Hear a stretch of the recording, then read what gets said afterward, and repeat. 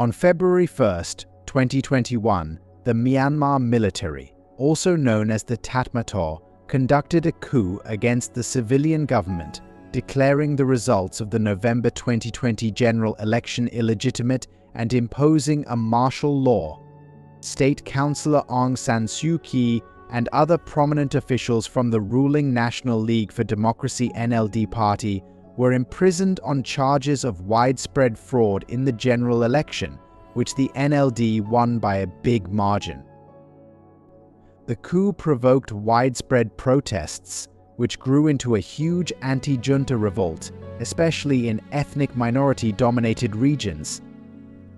Those opposing the military administration have forged alliances that include ethnic groups and civilian-led defensive units, which intensified the internal civil conflict in Myanmar.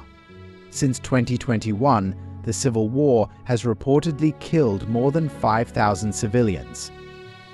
Millions have been internally displaced, and the country's economy is in disarray. The ethnic rebel forces control over 60% of the nation's territory. Welcome to Typographic Man. To understand the Myanmar current conflict, it is paramount to dive into its past. Before moving forward, make sure to subscribe to our YouTube channel. Myanmar obtained independence from Britain in 1948, and it was first administered as a parliamentary democracy. The country adopted democratic socialist principles and joined the non-aligned movement. In early 1949, Prime Minister U Nu nominated Ne Win as Chief of Staff of the Armed Forces, delegating authority over the military. When the country's economic and social problems and security problems worsened, U Nu invited Ne Win to serve as a temporary caretaker administration in October 1958 to restore order. The military assisted with the 1960 elections and backed the new civilian government. However, many citizens viewed the government as corrupt and ineffective. This resulted in increasing public support for the military, which was considered critical for sustaining security in a society recuperating from years of colonial control and World War II. Thus, in 1962, the Tatmadaw launched a military coup under the leadership of General Ne Win. He held power for the next 26 years. The military established a dictatorship with wide authority over the country's constitution, politics, and economy. Pertinently, the traces of Tatmadaw, Myanmar's military, arose from the Burma Independence Army (BIA), established in 1941 by Aung San, a revered figure known as the father of the nation and father of Aung San Suu Kyi. Following Aung San's killing shortly before Burma gained independence from Britain in 1948, the BIA became the Tatmadaw. It is primarily made of ethnic Burmans, also known as Bamar. Burmans are Myanmar's largest ethnic group, and they have historically wielded great political and social dominance in the country. This dominance is reflected in the Tatmadaw, which has frequently been chastised for its lack of ethnic variety and its involvement in continuing the marginalization and persecution of Myanmar's numerous ethnic minority communities. After assuming the power in 1974, Ne Win formed Myanmar's new constitution with an isolationist foreign policy and a socialist economic agenda, which resulted in the nationalization of important industries. This measure quickly caused an economic slowdown and an upsurge in black market activities. By 1988, major protests had erupted due to corruption, uneven monetary policy, and food shortages. In August 1988, the military conducted a brutal crackdown, killing at least 3,000 people and displacing countless others. Following this occurrence, Ne Win resigned as head of his party, although he retained influence behind the scenes until a new military government took power. In 1989, the leadership renamed the country the Union of Myanmar and relocated the capital from Rangoon to Yangon. In 2005, they moved the administrative capital to Nay Pyi Taw, a newly constructed city in central Myanmar. The Saffron Revolution erupted in 2007 in response to rising fuel prices against the military government, with Buddhist monks wearing saffron robes leading the protests. International pressure pushed the junta to loosen its hold. In 2008, a new constitution was adopted in the country. However, the new constitution empowers the military by integrating its influence directly into the governance structure. It assigns 25% of parliamentary seats to military appointees, ensuring their control over the legislative process. Furthermore, the Commander-in-Chief of the Armed Forces retains broad powers, including the authority to appoint senior ministers in charge of defense, home affairs, and border affairs. This model gives the military control over critical aspects of national security and administration, allowing it to maintain a firm hold on the country's political landscape. After economic pressure, internal discontent, and international pressure, and with some political reforms, the military junta was ousted in 2011, and a democratic parliament still dominated by the military replaced it. Thein Sein, a former army administrator and prime minister, was elected president. Myanmar underwent some reforms under President Thein Sein, such as the release of political prisoners, reduced media restrictions, and measures to entice international investment.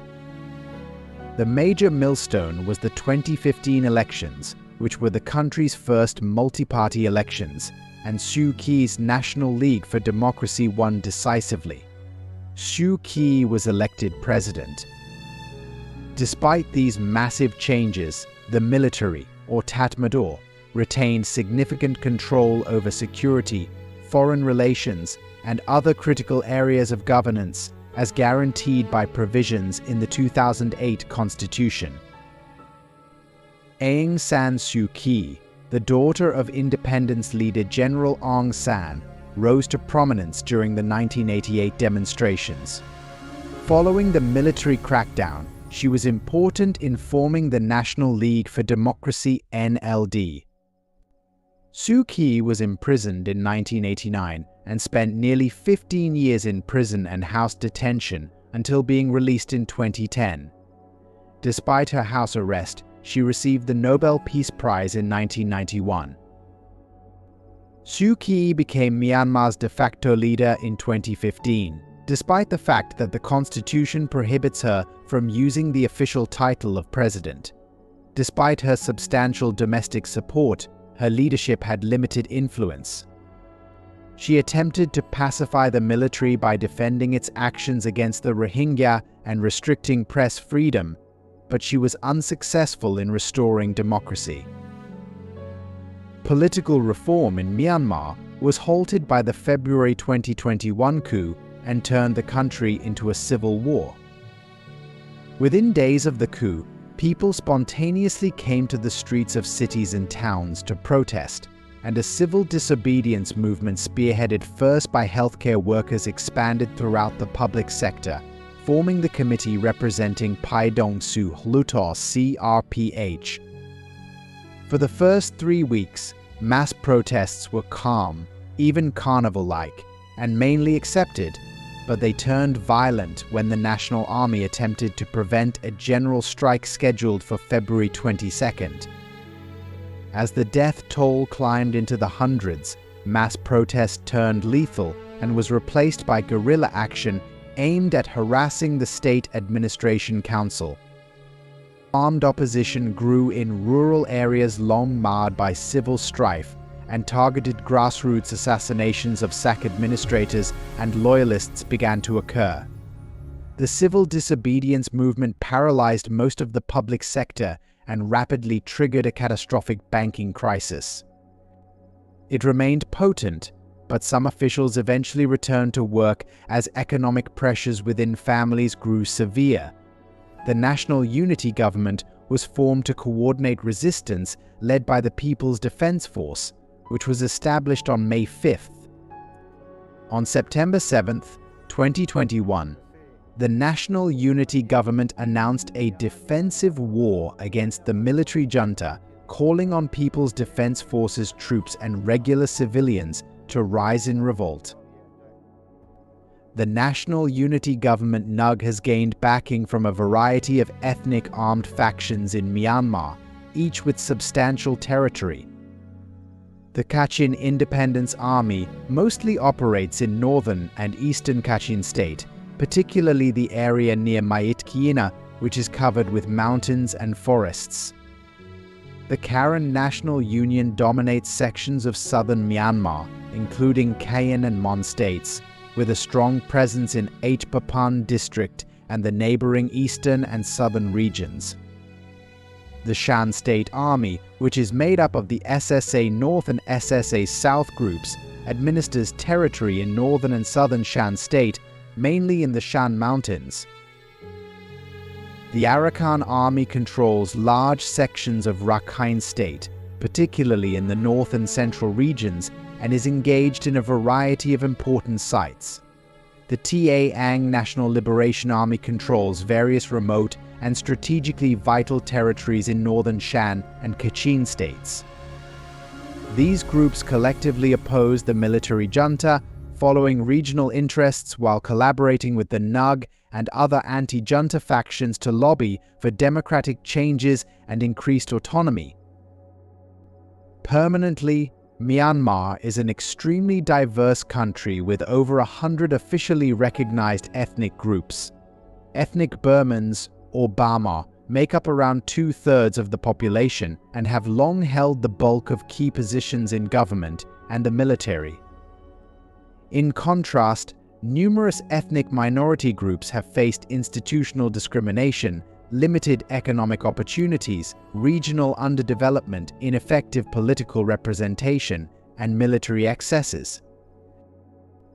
Divisions purposefully created during British colonial rule, combined with ongoing discrimination, have fueled lengthy armed conflicts between the Tatmataw and more than a dozen ethnic armed organizations, as well as dozens of smaller militia groups, resulting in the world's longest-running civil war.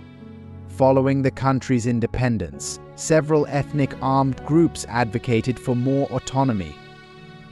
Tensions rose in 1962 when the military regime took control, restricted ethnic minorities' rights, and used scorched earth tactics against some ethnic armed organizations. Some of the most recent conflicts have centered on natural resource control and criminal activities, such as clandestine gem mining and drug trafficking. The internal civil conflict has existed in Myanmar since independent. Recent development intensified it. Before the 2021 coup, combat was primarily centered in Myanmar's border districts. Those fighting government forces include the Karen National Liberation Army in Kayin State, the Kachin Independence Army in Kachin State, and the Shan State Army in Shan State, among others. The conflicts have claimed the lives of hundreds of thousands of people. For many years, human rights observers have observed Tatmataw atrocities against residents in ethnic minority areas, including extrajudicial killings, forced labor, rape, torture, and the deployment of child soldiers. Early to 2021, million people fled abroad as refugees. Hundreds of thousands of people remain internally displaced. Many of the most recent refugees are Rohingya, a predominantly Muslim ethnic group subjected to decades of persecution. In 2016 and 2017, the Tatmataw and local security forces launched a brutal campaign against the Rohingya, killing thousands and demolishing hundreds of villages. Human rights groups and unofficials fear the military of committing genocide against the Rohingya. In 2019, Gambia filed the first international lawsuit against Myanmar with the International Court of Justice, accusing it of violating the UN Genocide Convention. Both Suu Kyi's government and the military dispute that ethnic cleansing is taking place, and Suu Kyi has defended the military at The Hague tribunal. Representatives from the military junta are expected to file preliminary objections to the lawsuit in early 2022, and a final ruling could take years. The vast majority of Rohingya have sought asylum in Bangladesh, which has limited resources and territory to accommodate migrants. Bangladesh has continued to demand that Rohingya refugees be returned to Myanmar, but the coup has interrupted talks between the two countries. Thus, the coup brought to an end the precarious peace process that the Suu Kyi government had started between the central government and armed ethnic factions. Most ethnic armed organizations have opposed the military junta, and a few have collaborated with the NUG.